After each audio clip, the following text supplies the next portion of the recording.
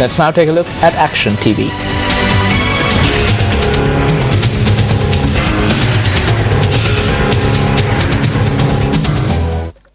It has almost been a month since the whole country celebrated the Sinhala and Tamil New Year. In roughly 2 more weeks, Sri Lankans will celebrate the festival of Vesak.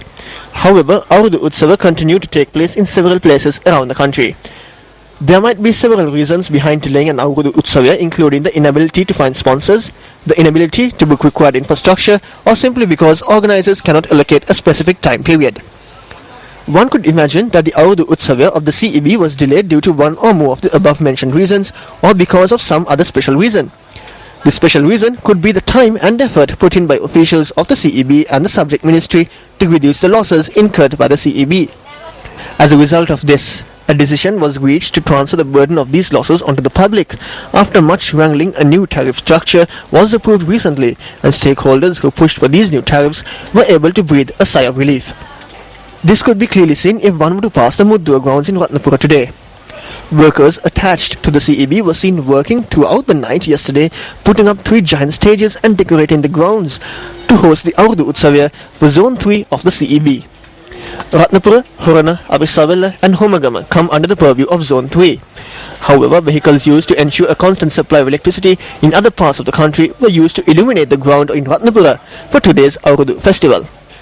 Due to the presence of official vehicles that feed on public funds, CEB officials from as far away as Nuwara Eliya and the Uva province were able to come to Ratnapura and partake in the festivities. Usually various social groups or youth organizations organize Aurudu festivals according to their capabilities. However, nowadays there is great competition among public representatives to host massive celebrations such as this. On most occasions, public funds are spent on these lavish celebrations. It is ironic that a bankrupt institution which calls on its consumers to conserve electricity and when their losses become unbearable, transfer it onto the shoulders of the innocent public, spend copious amounts of public funds to stage such activities. Shouldn't an order be issued to recover the expenses incurred to the use of public property from officials who authorize the use of public property as well as all those who follow these orders? If not, should the public simply bear this burden as well, assuming that it is an added charge to cater to the recreational activities of the CEB as well as the Ministry of Power and Energy? Secretary to the Treasury, this is over to you.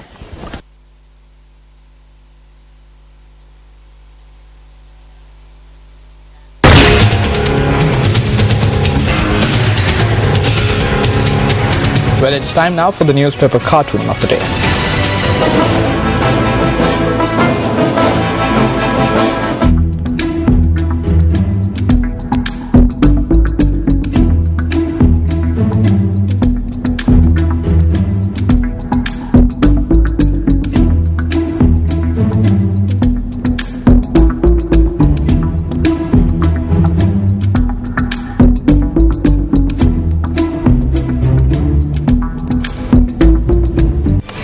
DNA parliamentarian Arjuna Ranatunga says that Sri Lanka cricket is facing a situation where they can no longer maintain 3 stadiums built by them at a large cost. The parliamentarian made this statement during a function in Moronthudu. Cricket Palaka Mandalaya $1 million asuwak. Sri Lanka Cricket built 3 stadiums at a cost of $80 million. Today there is a situation where Sri Lanka Cricket cannot maintain these stadiums. One stadium has been handed over to the army and another to the navy. This decision was taken because Sri Lanka Cricket did not have enough money to maintain them. Sri Lanka Cricket has become bankrupt today because of unnecessary expenses. Sri Lanka Cricket does not have money to even help schools such as this. ඒ විතරක් නෙමෙයි මෙවැනි පාසල් වලට උනත් උදව් කරන්න cricket ආයතනයට අද මුදල් නැති වෙලා තියෙනවා. A stock of sports equipment was handed over to the Dhammananda Vidyalaya in Moronthuduwa under the auspices of parliamentarian Arjuna Ranatunga. Well, a softball cricket tournament organized by the Ragala St. Leonardus Youth Club commenced today under the auspices of General Secretary of the Citizens Front parliamentarian J. Sri Ranga. அதற்கு நிகராக இங்கு வசதிகள் கொடுக்கப்படவில்லை. அது பாடசாலையாக இருக்கலாம் அல்லது விளையாட்டு கழகமாக இருக்கலாம். இன்று இலங்கையிலே ஒரு சிறந்த விளையாட்டு மைதானத்தை சியாம்பலப்பட்டிய அமைச்சர் அவர்கள் தனது ஊரிலே 300 மில்லியனுக்கு. When comparing other areas with this area has received the least amount of facilities, and one of them is education. The best stadium in the country was constructed by Ranjit Siambalapitiya at a cost of 300 million rupees in his electorate. Minister Mahindananda Alutgamage, who saw this, constructed an even bigger one for 400 million rupees in his electorate and declared open the stadium under the auspices of the President. This is a competition between these two. If one minister spends a large amount of money to construct a stadium in one area, the other feels he should construct an even bigger one in his electorate. இன அமைச்சர்களிடம் போட்டி இருக்கிறது. ஆனால் துரதிர்ஷ்டவசமாக எங்களது மாவட்ட அமைச்சர்களிடம் இன்னொரு அமைச்சர் அல்லது இன்னொரு பாராளுமன்ற உறுப்பினர் ஒரு இடத்தை சொன்னால் இல்லை, அதை அவர் துறக்கக்கூடாது, அதை அவர் செய்ய விடக்கூடாது, எனக்கும் வேண்டாம் உனக்கும் வேண்டாம் ஒருதற்கும் வேண்டாம் என்ற நிப்பாட்டுகிற நிலைமையைத்தான் நாங்கள் அன்றிலிருந்து இன்று வரை கண்டு கொண்டிருக்கின்றோம். The time period granted to install destination boards in buses according to the national language policy concluded on the 28th of April. Legal action will be taken against bus owners who do not display the destination board in all three languages. Nimal Ranavaka, National Language Commission.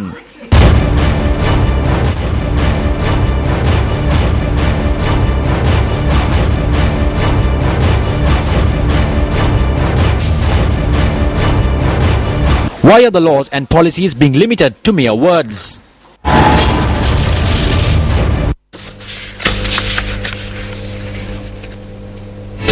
Well, 2 persons were killed in 2 separate motor accidents that took place last night and early this morning.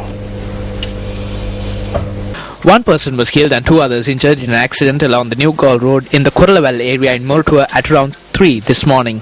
The accident took place when a lorry collided with a container truck parked on the road. An individual travelling in the lorry died in the accident.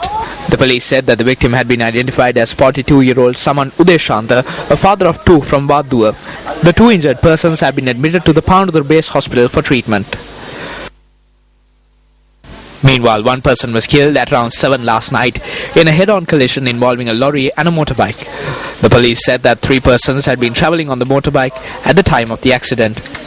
One of them had died on the spot while the injured were admitted to the Hambantota General Hospital. The victim was a 39-year-old father of 3 from Mirijavila, Hambantota. The driver of the lorry has been taken into police custody. News First View report. The first citizen journalism initiative in Sri Lanka has taken major strides to break barriers in the media industry in the country.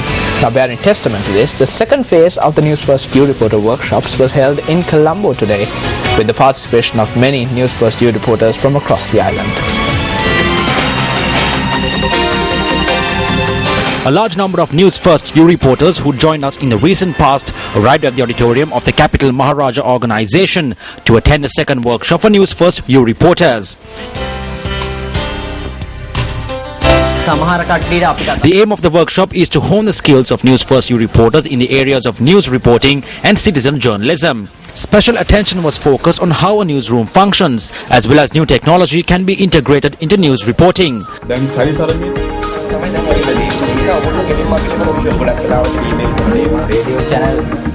The News First View reporters were also exposed to concepts of new media and were also given the opportunity to observe a live news bulletin.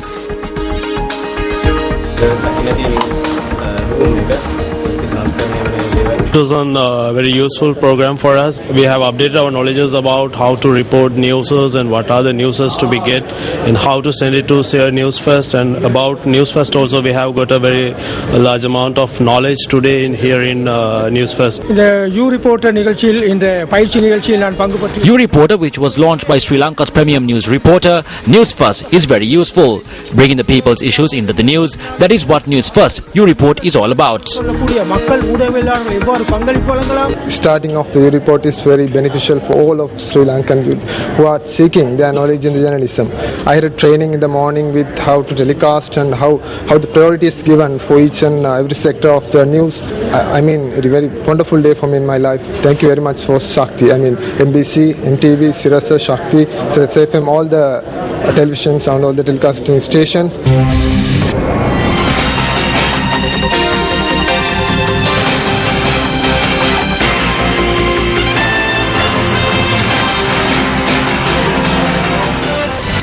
On to business news tonight, the Ministry of Agriculture said that it has focused its attention on suspending the importation of green gram.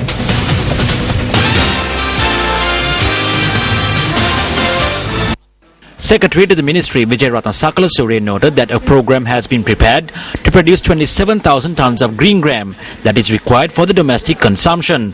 He added that the cultivation of green gram has commenced for the third season in the Hambantota district.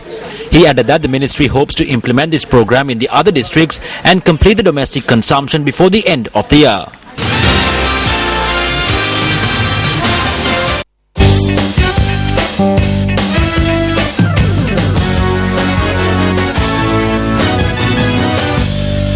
Well, at the end of the 10th day of the 2013 Sri Lanka University Games, the University of Sri Jawaharlal leads the men's category, while the University of Sabaragamuwa leads the women's category.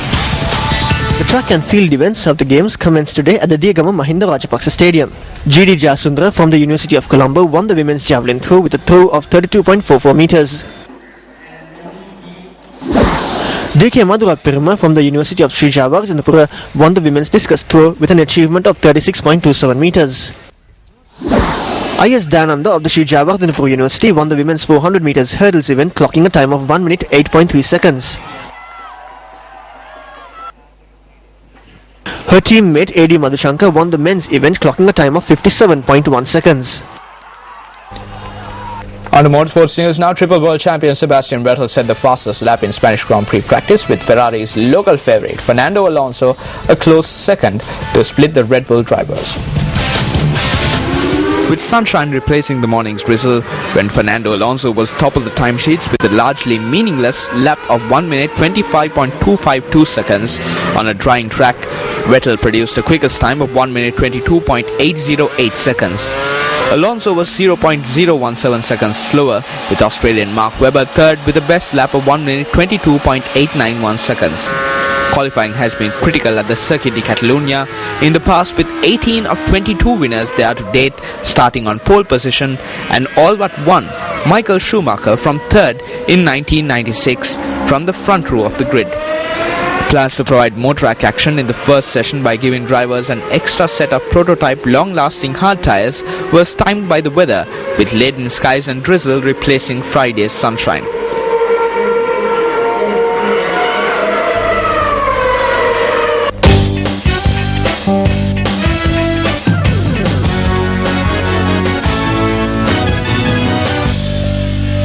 Well, before wrapping up the news, let's get back to one more local news. Many villagers in the Karuwala-Gaswava area and Puttalam are severely inconvenienced due to the constant threat of wild elephants. Now, News First correspondent Rowan Pereira filed this report.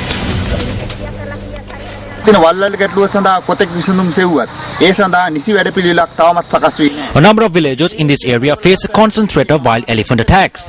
This is a story of the Egodapitia village that constantly faces this danger. The villagers in Egodapitia, that falls under the purview of the Karuwala-Gaswava Divisional Secretariat, engage in agriculture as their livelihood. The farmers here care for their crops as if it were their own children. We were able to witness the manner these farmers have been rendered helpless after their crops were destroyed by the wild elephants. The following footage depicting the destruction faced by the villagers bears a testament to the hardships that these villagers have to go through. It is reported that cultivations are being destroyed by the elephants in the Thabova Reserve. Farmers say that even though they reap their harvest and carry them to their homes in an attempt to protect the harvest from the wild elephants, their attempts prove to be futile. The students in these villages also face grave hardships when attempting to travel to school. Farmers engaged in protecting their crops said that the lack of electricity also is a cause for the threat they face. We were told that we will be provided with electricity by 2010. If we have electricity, we will be able to do something about the wild elephant threats.